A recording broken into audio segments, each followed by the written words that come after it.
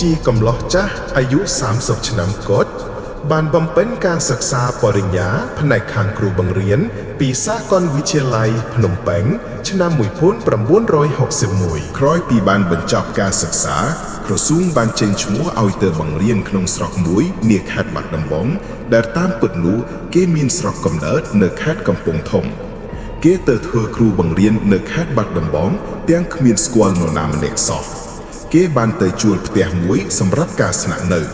ផ្ទះមួយខ្នងនេះស្ងាត់ល្អណាស់ជាផ្ទះរបស់ប្រធានភូមិម្នាក់ដែលគាត់ធ្វើទុកសម្រាប់ចែកឲ្យកូនស្រីក្នុងពេលដែលរៀបការជាមួយនឹងបរិសុទ្ធអ្នកជំនួញម្នាក់ប៉ុន្តែត្រូវខកបំណងទៅវិញដោយសារតែកំឡោះអ្នកជំនួញនោះទៅរៀបការជាមួយនឹងកូនក្រមុំសៀមបាត់ទៅដូច្នេះផ្ទះមួយខ្នងនោះត្រូវនៅទំនេរជារហូតមក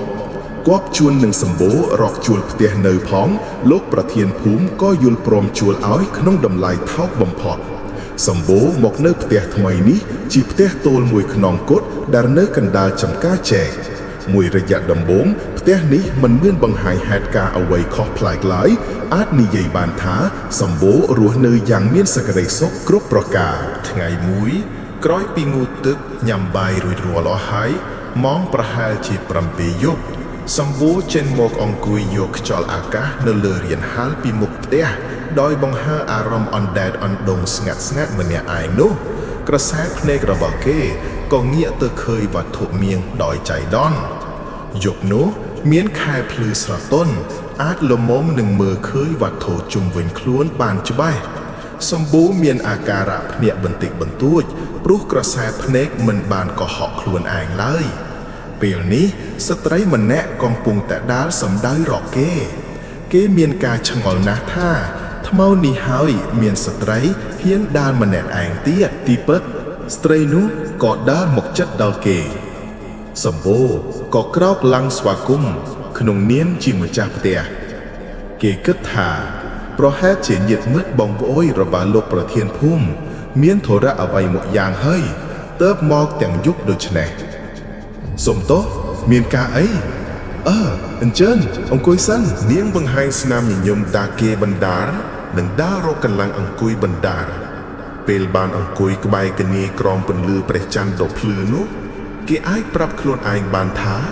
ស្រីម្នាក់នេះស្អាតនិងមានមន្តស្នេហ៍ណាស់ស្អាតទាំងមុខទាំងរូបរាងរហូតស្ទើរនឹងរកស្រីណាមកប្រៀបប្រដូរគ្មានអ្នកនាងជាអ្នកណាបាទសម្បូរសួរបណ្ដាទម្លាក់គូតអង្គុយនិងសម្លឹងទៅមុខនាងបណ្ដានាងខ្ញុំជាញាតិមិត្តរបស់លោកប្រធានភូមិចានាងឆ្លើយទាំងបញ្ចេញស្នាមញញឹមគួរឲ្យស្រឡាញ់នាងបញ្ជាក់លោកគ្រូមានអីប្លែកចិត្តឬទេបាទសុំទោសអ្នកនាងឈ្មោះអីដែរនាងខ្ញុំឈ្មោះនេះចាជាញាតិឆ្ងាយរបស់លោកប្រធានភូមិអ្នកនាងមករកខ្ញុំនៅពេលនេះមានការអីដែរនាងបង្ហាញស្នាមញញឹមបណ្ដាឆ្លើយតបបណ្ដាថានាងខ្ញុំសូមនៅសម្រាប់មួយយប់ជាមួយនឹងលោកគ្រូពាក្យសំណូមពររបស់នាងធ្វើឲ្យសម្បូរត្រូវប្រញាប់បដិសេធភ្លាមអូមិនបានទេអ្នកនាងជាស្ត្រីហើយខ្ញុំជាបុរសយើងប្រកាសជាដេកមួយគ្នាតែ2នាក់មិនបានទេម្យ៉ាងទៀតបើលោកប្រធានភូមិដឹងគាត់ច្បាស់ក្តៅក្រហាយជាមិនខានលោកប្រធានភូមិប្រកាសជាមិនដឹងទេចាទោះជានឹងដឹងក៏មិនអីដែរសូមឲ្យនាងខ្ញុំបាននៅសម្រាប់ជាមួយនឹងលោកមួយយប់ទៅសម្បូរក្រវីក្បាលបដិសេធដោយដើមខ្ញុំអនុញ្ញាតមិនបានទេកុំភ្លេចថាអ្នកនាងជាស្រីខ្ញុំជាប្រុសការខូចខាតតែងតែកើតឡើងបានប្រសិនបើយើងដេកផ្ទះតែមួយជាមួយគ្នានោះសូមឲ្យឈប់មានគំនិតដូចនេះហើយត្រឡប់ទៅផ្ទះវិញទៅល្អជាងលោកគ្រូស្អប់ខ្ពើមព្រោះតែនាងខ្ញុំមិនស្អាតឬទេមិនមែនអញ្ចឹងទេតែជារឿងខូចខាតបាត់បង់ដែលយើងត្រូវទទួលទាំងពីរនាក់សម្បូរឆ្លើយដោយស្មោះសរនិងសរសើរថាអ្នកនាងពិតជាស្អាតណាស់ប្រសិនបើទៅប្រគួតបវរកញ្ញាប្រកាសជាជាប់មិនខាននាងញញឹមម្ដងទៀតកាលពីឆ្នាំមុនលោកប្រធានភូមិធ្លាប់បញ្ជូននាងខ្ញុំទៅប្រកួតធីតាកសិកម្ម គឺនាងខ្ញុំបានទទួលតំណែងឈ្នះដាច់គេទៅហើយចាអនុញ្ញាតឲ្យនាងខ្ញុំដេកនៅទីនេះមួយយប់ផងទៅណាចប់សម្ដីរបស់នាងម្ដងនេះសម្បូរមានការភ្ញាក់ផ្អើលបន្តិចបន្តួចព្រោះពេលនេះគេឮសូរសំឡេងឆ្កែលូសម្បូរមានចិត្តខ្វល់ខ្វាយជាងធម្មតាអ្នកនាងត្រឡប់ទៅវិញទៅល្អជាងជឿខ្ញុំចោះនៅពេលសម្ដីបដិសេធចុងក្រោយរបស់សម្បូរបញ្ចប់ទៅនាងក៏ប្រញាប់ចុះទៅវិញភ្លាមនាងខ្ញុំសូមសរសើរលោកគ្រូថាជាបរិសុទ្ធដែលមានចិត្តរឹងបំផុតណើចោះបើមិនពេញចិត្តឲ្យនាងខ្ញុំដេកជាមួយនាងខ្ញុំសូមលាសន្ហាយនិយាយចប់នាងក៏ឈានជើងដើរចេញទៅបាត់ក្នុងចំណោមដើមចេកដ៏ក្រាស់ឃ្មើព្រឹកស្អែកឡើងសម្បូរប្រញាប់ទៅជួបលោកប្រធានភូមិដែលជាម្ចាស់ផ្ទះហើយក៏សួរថាលោកប្រធានភូមិមានកូនក្មួយឈ្មោះនីទេនាងថានាងជាញាតិមិត្តឆ្ងាយរបស់លោកប្រធានភូមិទេខ្ញុំគ្មានទេ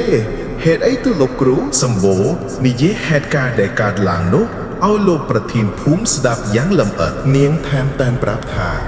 លោកប្រធានភូមិធ្លាប់បានបញ្ជូននាងឲ្យទៅប្រកួតធីតាកសិកម្មកាលពីឆ្នាំកន្លងទៅនឹងបានតំណែងឈ្នះដាច់នារីដទៃទៀតផងលោកប្រធានភូមិសើចហឺខ្លាយសម្បូរឆ្ងល់ក៏សួរបញ្ជាក់បានសេចក្តីថាយ៉ាងម៉េចលោកប្រធានភូមិឈប់សិនខ្ញុំត្រូវសួរលោកគ្រូសិនបាទយ៉ាងម៉េចស្រីដែលមកជួបលោកនោះតែងខ្លួនយ៉ាងម៉េចស្លៀកសម្ពុតចងក្បិន